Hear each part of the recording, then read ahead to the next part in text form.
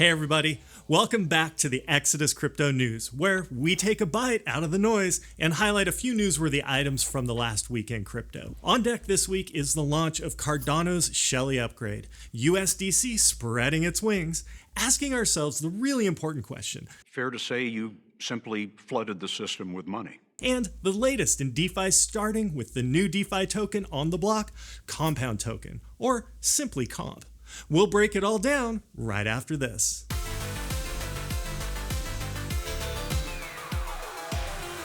Thanks for joining us, and please hit that like button right now and subscribe to the channel for more crypto content from Exodus just like this. If you've been paying attention to the crypto ecosystem over the last 12 months, it would have been next to impossible to miss DeFi, or decentralized finance, which is basically in its nascent form the ability to bring finance tools usually performed by custodial services such as banks to the masses using decentralized cryptocurrency networks.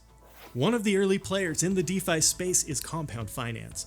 Compound is a decentralized finance protocol that allows borrowing tokens locked as liquidity by other users. And in early June, they unleashed the Compound Token, or Comp, to the world. The Comp token is a community governance token that earns no yield on the platform but does give the Comp holders voting rights governing the network. The Comp token launched June 10th as an ERC20 token and is distributed to users on the Compound protocol.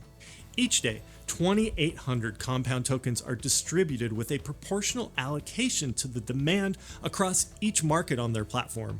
And within each market, 50% of that allocation goes to the lenders and the rest goes to the borrowers. Let's see, so that's BAT, USDC coin, ETH, Tether, DAI, Wrapped BTC, Augur, and 0x.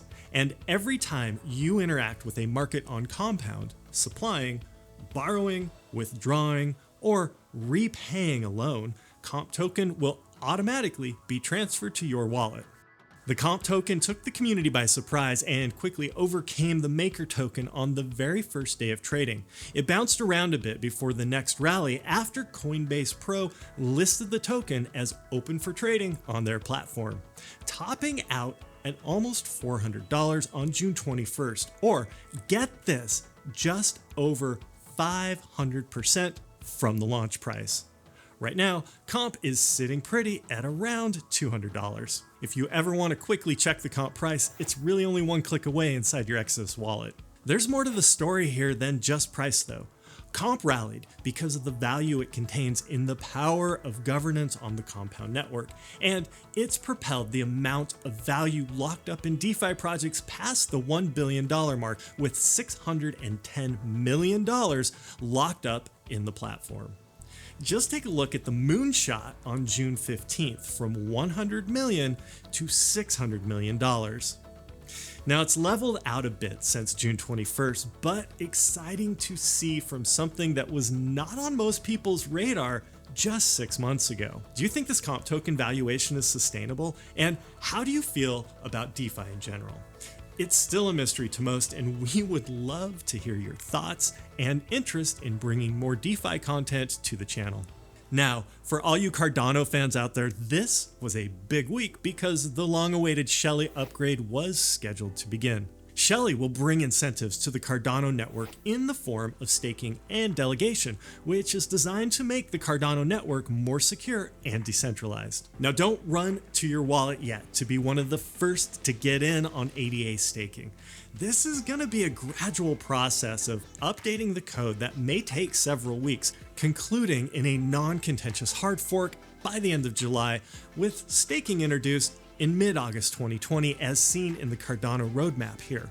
The ambitious Cardano roadmap intends to upstage the market leader, Ethereum, and eventually, along with staking and delegation, Cardano will also offer smart contracts and DeFi products on its blockchain. I'll put a link to the roadmap in the description below, as well as a link to the virtual summit hosted by IOHK, the developers of Cardano. You can find out more about Cardano by clicking the link above for an Exodus explainer vid. Here's a quick tease. So what exactly is Cardano? And what is ADA? There isn't one simple answer to the question of what is Cardano. First of all, Cardano and ADA are two different things. Cardano is a blockchain, while ADA is a cryptocurrency that lives on the Cardano blockchain. Do you have Cardano price predictions ahead of the Shelly launch? Please leave yours in the comments below. And if you'd like a wallet for your Cardano, you can use Exodus. Exodus is a crypto application for your mobile device or your desktop that's home to over 100 cryptocurrency wallets and other crypto apps. Click on the link above to learn more and download Exodus today. There are a few additional juicy tidbits in the crypto ecosystem that are worth mentioning this week, including Circle's USDC stablecoin expanding its horizons into a multi-chain framework to include additional smart contract platforms, the first of which to support the popular stablecoin is Algorand. This makes sense because it allows stablecoins to place themselves on competing networks that essentially perform the same functions. Tether is also close behind USDC with future support for a token contract on the Algo network. Tether is already supported on the Ethereum and Tron blockchains. Now, having stablecoins on multiple networks will eventually increase the availability of DeFi products and is ultimately good for the end user. It's interesting to think about whether these stablecoins will have interoperability across different networks using something like Cosmos, which is built for this very purpose. It isn't all roses for DeFi this week, however. As reported by 1inch Exchange, a hacker was able to game popular DeFi platform Balancer and make out with $500,000 worth of ETH.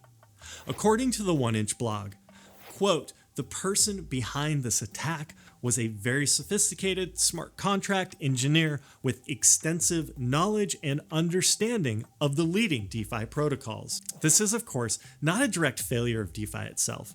As we mentioned earlier, there are over $1 billion locked up in the DeFi ecosystem, and it continues to innovate with new products all the time. And when these types of things happen, we see quick movement by developers to improve the system for the future. If you'd like to know more of the nitty-gritty details, there's a full postmortem on the 1inch blog, which I'll include a link to below. Before we sign off this week, I leave you with the one question. Did the Fed really just print money out of thin air? Yes, we did. That's another way to think about it. We did. This was Fed Chair Jerome Powell's answer when asked, Where does it come from? Do you just print it? We print it digitally. So we as a central bank, we have the ability to create money digitally. And we do that by buying treasury bills or bonds or other government guaranteed securities. And that actually increases the money supply. We also print actual currency and we distribute that through the Federal Reserve.